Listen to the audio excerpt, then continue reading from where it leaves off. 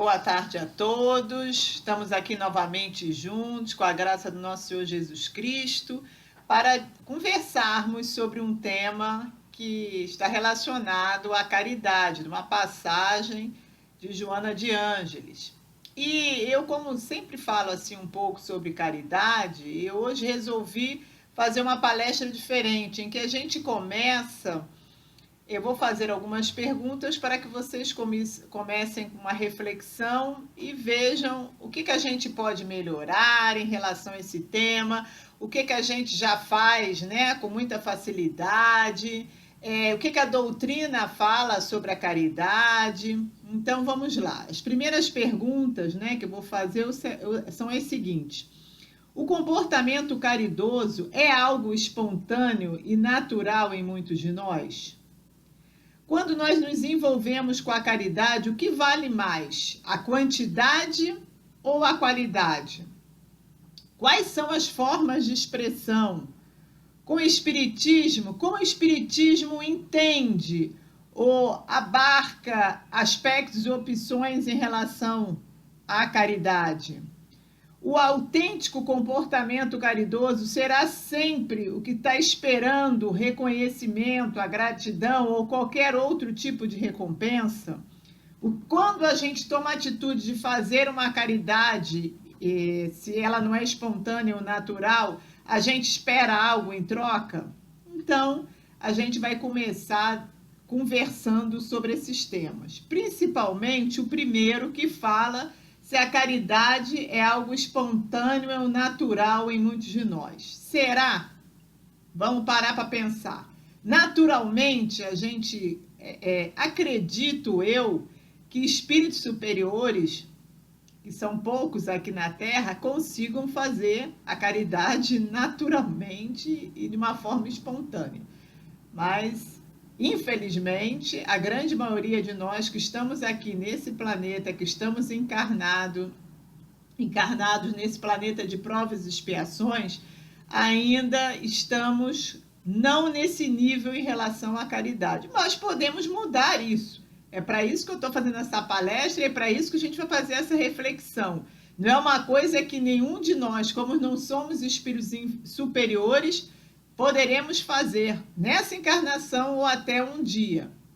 Então vamos lá, o comportamento caridoso, a gente sabe que não é algo espontâneo e natural em muitos de nós. Eu quero frisar bem isso, porque eu acredito que existam pessoas realmente caridosas que fazem isso com mais facilidade.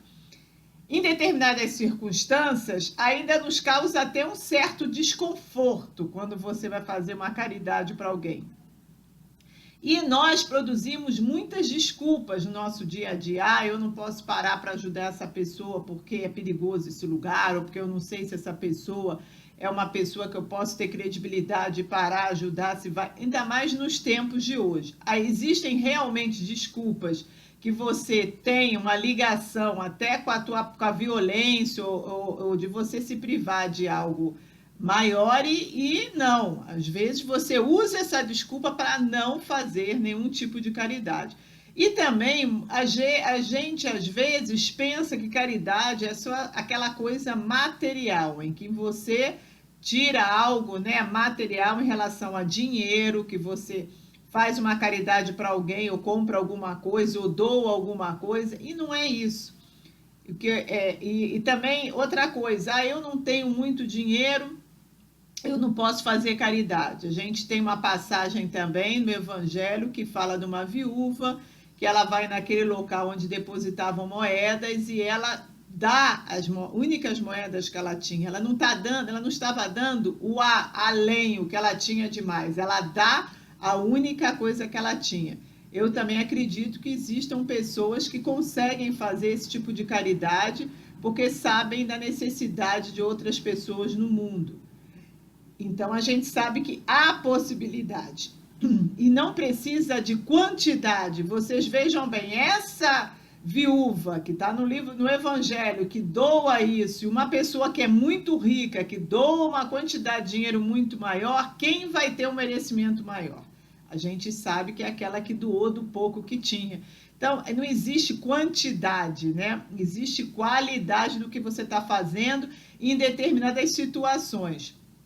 O espírito de Hamed, que tem muitos livros, né, que são psicografados, e esse espírito, né, põe muitas citações que são muito importantes para todos nós. Ele nos fala que muitas vezes doamos coisas ou favorecemos criaturas a fim de proporcionar a nós mesmos, temporariamente, uma sensação de bem-estar, de poder íntimo e de vaidade pessoal. Vejam bem, bem-estar, porque às vezes você acha que você ganha tanto e acha que poucas pessoas têm a mesma oportunidade que você se sente um pouco em culpa, fala, nossa, eu tenho tanta coisa. Então você doa do que você já tem e não quer usar, ou às vezes até doa um pouco mais do que você tem, porque você se sente com essa sensação, e quando você doa e dá aquilo para alguém, você fala, nossa, ai, já ajudei. Parece que sai aquele peso, né, que está nas tuas costas e você se sente bem. Porque não existe ninguém que faça algo de bem para uma outra pessoa que não tenha esse bem-estar.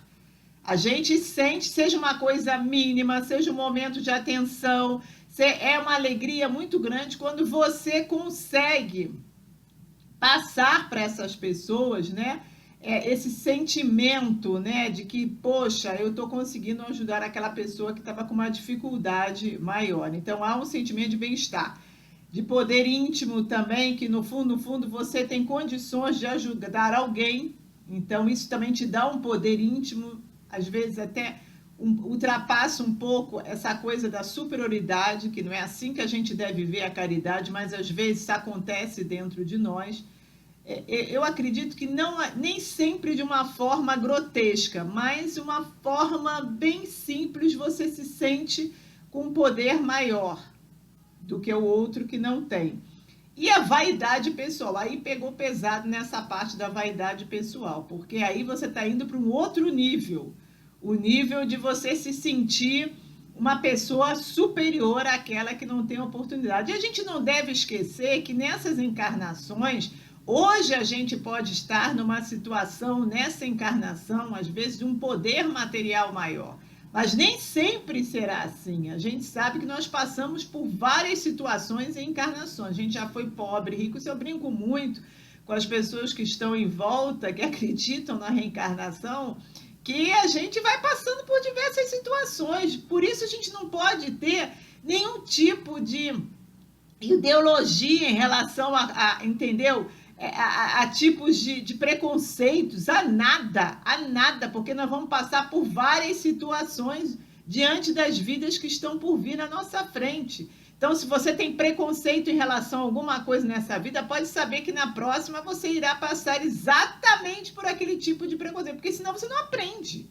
É difícil, às vezes, a gente entender isso. E entender que ninguém é melhor do que ninguém. Não existe raça, não existe cor, não existe gênero, não existe nada disso. Nós somos espíritos. E os espíritos, eles podem estar em encarnações de diversas formas e continuarão sendo espíritos com corpos diferentes, continuarão sendo espíritos lutando, e nós precisamos da ajuda mútua um dos outros. Então, não existe a distinção, isso é ridículo. A gente tem que aprender com o progresso que está vindo, né, na Terra, que está vindo dentro da nossa comunidade, na nossa sociedade, que as coisas estão se abrindo, porque realmente é necessário que se abra. E a nossa mente também tem que se abrir em relação a tudo isso que a gente tinha dificuldade no passado. Eu entendo que muitas pessoas foram criadas com determinado tipo de dogmas, com determinados tipos de formas de viver na sociedade, mas as coisas vêm mudando e nós temos que adquirir também e entender essas mudanças para que a gente tenha uma vida melhor. Sempre voltando lá, dentro da nossa doutrina, agora falando dentro da nossa doutrina sobre a caridade, dentro da nossa doutrina, no Evangelho segundo o Espiritismo, nós temos o capítulo 15 que fala: fora da caridade não há salvação. Tem várias passagens, fala o mandamento maior, que vai esclarecer, né, sobre a caridade, necessidade da caridade segundo São Paulo, e tem as instruções dos espíritos que vai ser Paulo, o apóstolo, que vai falar sobre fora da caridade não há salvação. E no comecinho dessa parte ele fala assim: estão encerrados os destinos dos homens, porque é só através da caridade que a gente vai conseguir encontrar um desenvolvimento maior espiritual, porque aí, nesse momento, você começa a entender o outro. Você começa a entender do que o outro necessita. E você começa a aprender também através das dificuldades do outro. Porque quando aquilo que o outro passa te incomoda, para que você possa ajudar, é que você tem condições de ajudar. Quando aquilo que o outro tem te incomoda de uma forma de orgulho, de vaidade, ou porque o outro é melhor do que você tem que trabalhar aquilo dentro de você. Então, a caridade, quando você necessita da caridade, quando você doa algo de si para o outro, são duas situações diferentes, que da mesma forma vão agir para o desenvolvimento espiritual nosso. Então, a gente tem que trabalhar isso dentro de todos nós. Eu, esses dias, comecei a ler um livro muito lindo do meu querido, que eu gosto muito da literatura dele, João Carlos de Luca, que ele fala sobre o Francisco de Assis, chama Simplesmente Francisco. Aí é uma lição muito bonita sobre caridade. E o que eu gosto mais nesse livro, sobre Simplesmente Francisco, eu vou ser sucinta mais ou menos na história de Francisco de Assis, é que Francisco de Assis passou por situações muito parecidas com todos nós, porque às vezes a gente imagina que as pessoas que fazem muita caridade já nasceram, entre aspas, santos, que já são pessoas boníssimas. Então eu, que não nasci santa, que tenho condições de entender como eu sou, eu fico meio preocupada. Ah, não, eu não vou conseguir nunca. Olha como eu sou, tenho um monte de dificuldade. Como é que eu vou virar uma pessoa melhor ou do bem, ou fazendo sempre o bem? Não, isso pode acontecer sim. E a história de Francisco de Assis vem nos falar sobre isso. Francisco de Assis, até 20 anos, era como se fosse, até vou usar o termo de João Carlos de Luca, um playboy da cidade. Ele vivia se utilizando da parte material, que a família dele era uma família boníssima, que tinha uma condição de vida, né, naquela época muito boa. O pai dele era comerciante, tinha lojas. Então, ele achava que a vida se resumia naquilo dali, dele usufruir do dinheiro, usufruir de festas, né, usufruir muitas vezes de coisas fúteis, que com o tempo, para aquele espírito, começou a deixar ele até numa certa, como é caracterizado no livro, numa depressão.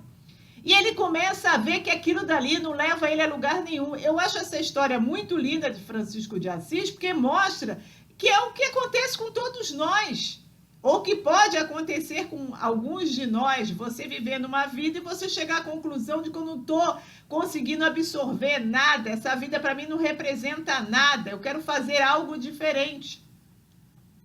E ele recebe um belo dia, trabalhando na loja de tecido do pai, ele recebe uma pessoa que vai pedir um dinheiro, algo para si, e naquele momento há um estalo nele, porque ele na mesma hora fala para a pessoa sair dali, que ele não ia fazer nada, mas depois ele entra, começa a pensar que aquilo que ele tinha feito estava errado, ele corre atrás daquele mendigo, daquela pessoa que havia pedido uma ajuda, e dá um pedaço do tecido lá da loja e dá as moedas todas que ele tinha. Dali por diante, algo diferente começa a surgir dentro dele. Então, meus irmãos, pode acontecer isso com alguns de nós, ou com todos nós. Em alguns momentos da nossa vida, a gente começa a entender que toda essa futilidade, ou essa forma de ver egoisticamente, ou essa forma de entender que só a matéria importa, que a gente não pode se desenvolver a parte interior nossa, a nossa moral, a nossa parte também intelectual, para entender alguns fatos que vão ocorrendo ao longo da nossa vida. A gente falar é fácil, mas muitas vezes ter essa conduta, eu sei que é difícil. Por isso o mérito de Francisco de Assis foi tão grande, porque realmente ele chegou naquele patamar, ele começou a ter ele vai a uma igreja também orar em determinado momento, ele tem uma visão sobre algo e começa a cuidar daquela igreja naquele momento e começa a usar o tempo dele mais para fazer o bem, para que aquela igreja que estava até com uma rachadura seja reconstruída, para que outras pessoas possam ir aí para orar, e ali ele vai se envolvendo em situações que vão proporcionando ele a fazer o bem, porque muitas das vezes a gente acha que do nada aquilo vai acontecer. Não é do nada. Ele demonstra isso no livro Simplesmente Francisco, que ele demonstra que foi uma situação de pouquinho em pouquinho que ele chegou lá. Porque se você não se filia a algo, se você não tem intenção de fazer algo e não começa a fazer algo e ter responsabilidade, é difícil você continuar muito tempo levando aquela ideologia do bem. Porque é você sozinho, quando você tem um grupo, ou quando você se envolve com pessoas, que foi o caso de Francisco de Assis, se envolve com pessoas que necessitam da sua ajuda, e você começa a se sentir bem naqueles locais, fazendo o bem para o outro, tudo muda, porque a espiritualidade maior está nos aguardando para que sejamos instrumentos do bem. Nós temos conscientização disso. Nós somos instrumentos do bem. Nós temos o nosso livre-arbítrio, mas muito do que acontece é uma conjunção de coisas. A espiritualidade maior, a justiça divina, junto conosco. Aí nós vamos nos tornando instrumentos do bem. Outra coisa que acontece muito, tem pessoas que acham que como estão fazendo o bem, nada de mal vai acontecer para mim. Eu estou agora com uma luz, um brilho fora do normal aqui em cima de mim, porque eu faço muito bem, nada de... E quando acontece alguma coisa de anormal com você, você fala, ai, como Deus é injusto, eu faço tanto bem para os outros. Você esquece que você está aqui encarnada, reparando os seus erros. Eu tenho amigas minhas que me falam sempre essa palavra, reparar. Eu agradeço a elas porque eu acho que vai ficar muito mais bonito. Você está reparando os seus erros. Então, nós temos muita coisa ainda a ser feita. Fazer o bem vai ser um acréscimo para essa reparação. Pode ser até que essa reparação, de acordo com tanto bem que você faça, que até ela seja diluída de uma forma diferente. Mas nós temos que continuar o nosso trabalho aqui de reparar o que erramos em encarnações anteriores ou até mesmo nessas. Então, a caridade funcionará. Nossa querida Joana de Ângeles, também o espírito que psicografa muitas obras, ela vem nos mostrar que a caridade é importantíssima no nosso dia a dia, para que possamos reparar exatamente esses erros e para que possamos crescer como indivíduos. Porque é através da ajuda mútua que nós conseguimos ter uma distinção em relação ao bem e ao mal. Outra coisa, a caridade, ela é algo maior do que o simples ato de dar. Você não tem que fazer a caridade, eu vou lá fazer a caridade, hoje vou sair mais cedo, vou lá fazer, depois eu cumpri, pronto, ponto. Eu já cumpri meu ponto, está tudo certo. Não, a caridade é algo maior, você tem que estar gostando de fazer aquilo. Comece devagar com algo que você, às vezes, não consegue ter um comprometimento maior e vai em determinados lugares que necessitam da sua ajuda, da tua colaboração.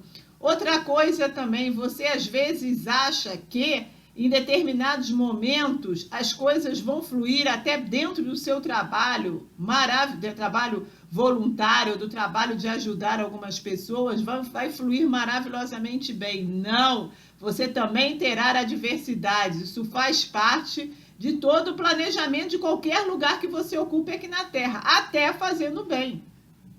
Então, não espere muito das pessoas que estão em volta de você, faça a sua parte, consciente que você está fazendo o melhor.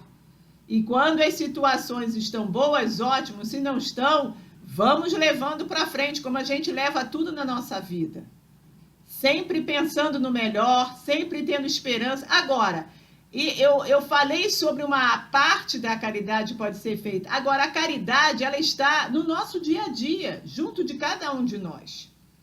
Em cada situação, dentro da nossa família, dentro do nosso dia a dia, Nós podemos fazer a caridade, exercer a caridade dentro da nossa casa, junto aos nossos filhos, juntos ao nosso marido. Eu sei que nesses locais a gente às vezes tem dificuldade com as pessoas que estão dentro da sua família, ou estão dentro do seu trabalho, ou com o marido, ou com a esposa, com alguém. Isso faz parte também, não é um bicho de 7 cabeças. Hoje em dia a gente tem formas de resolver vários problemas emocionais, através da psicologia, através de uma ajuda que não estamos nas épocas anteriores em que a mulher sofria, né? Situações, não tinha a quem recorrer. Hoje a gente tem, nas situações de relacionamento, nas situações em casa, hoje a gente tem a parte psicológica, a gente tem várias outras formas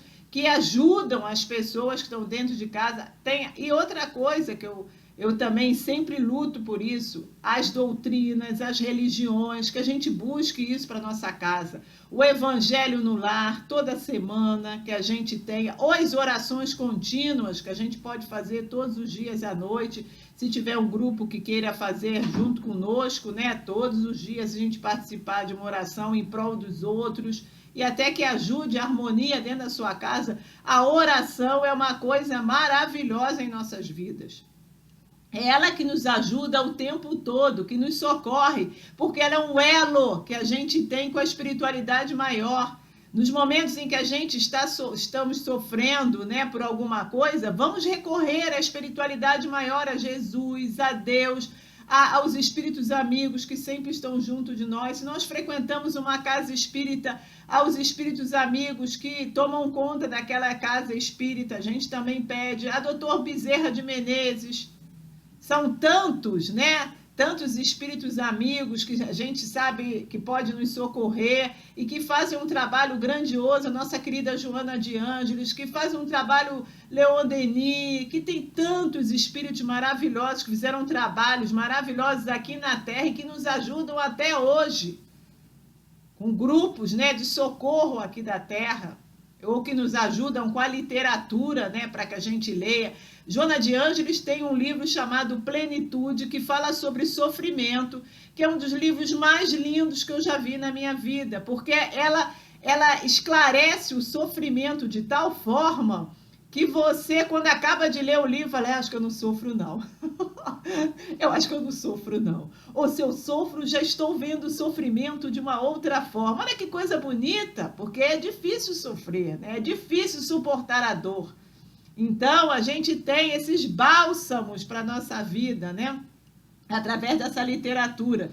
Então, o nosso diferencial é conceber a caridade como um dever natural decorrente da nossa própria natureza. A gente tem que colocar isso no nosso dia a dia. A gente tem que entender que isso faz parte de nossas vidas. E que com o passar do tempo a gente vai conseguir assimilar mais isso. A gente vai conseguir desenvolver mais isso em nossas vidas. E isso não será bom só para quem a gente está se doando, não. Isso é bom para nós também. Esse resultado vem para os dois lados. Esse resultado vai vir para você e vai vir também para quem você está ajudando. A gente tem que ter isso em mente, não querendo fazer a caridade para ter a recompensa, mas essa recompensa existe, sem que você nem queira tê-la, mas ela existe, porque você forma um elo de ajuda mútua, e até aquela pessoa que você vai tentar fazer a caridade te retribui com bom pensamento, né? De uma forma... Então, às vezes, é uma palavra amiga. E a gente, quando tem isso no nosso coração, a gente irradia isso, meus irmãos. Isso vai de dentro para fora. Isso mostra como é importante a gente ter essa boa conduta em nossas vidas. Como é importante a gente fazer essa escolha, seja ela mínima, mas que a gente faça, que a gente acredite que cada dia é um novo dia, que cada dia poderá existir algo diferente, como houve com Francisco de Assis. Foi no momento de depressão, às vezes a gente está numa situação muito difícil, como a depressão, que é um momento muito difícil e triste em nossas vidas, e a gente dá uma reviravolta e surge de uma forma ajudando o outro e acaba sendo ajudado. Então, todos esses exemplos que eu acabei de dar mostram a caridade como um ciclo virtuoso de progresso geral, e é isso que a gente tem que buscar. Simplesmente, a caridade é o nosso caminho para a felicidade. Então, o Evangelho segundo o Espiritismo, o Livro dos Espíritos também, na pergunta 886, que Kardec faz aos Espíritos, também a resposta nos fala que é sobre através da caridade, do perdão, que você consegue se desenvolver, trabalhando a indulgência dentro de você. Então, que nós possamos entender que esse é o caminho. E quem faz a diferença somos nós mesmos. Não espere pelo outro, não jogue a culpa no outro por não fazer a caridade ou por não conseguir exercer a caridade. Quando a gente quer fazer algo, a gente faz, a gente acredita e faz. O dever nos chama. Sabe qual é o dever? O dever do amor, o dever da compreensão, que está além do que a gente possa imaginar. Em cada encarnação, a gente evolui, em cada encarnação nós progredimos, e o progresso ele tem que vir sem o orgulho e sem o egoísmo, essas chagas que estão presentes em várias encarnações, mas se cada encarnação a gente tirar um pouquinho, jogar um pouquinho de remédio nessas chagas, a gente já começa a evoluir de uma outra forma. E a gente já começa a entender muitas coisas que a gente não entendia em encarnações anteriores. Então, a oportunidade está aí para cada um de nós, que possamos fazer o nosso melhor e que possamos chegar lá na frente e dizer: obrigado, Senhor, por eu ter feito algo de importante na minha vida. Então, que o amor de Jesus esteja junto de cada um que me escuta agora. Eu desejo de todo o coração muita força, muita luz, para que possamos, Senhor, continuarmos juntos em nossa caminhada, não esquecendo que tudo depende de nós e que todos nós podemos ser seres diferentes do que éramos no passado, como o nosso querido Francisco de Assis veio nos revelar e veio nos fazer aprender que cada um de nós também pode. Que assim seja, que a paz do Senhor esteja junto de cada um de nós. Graças a Deus. Obrigada.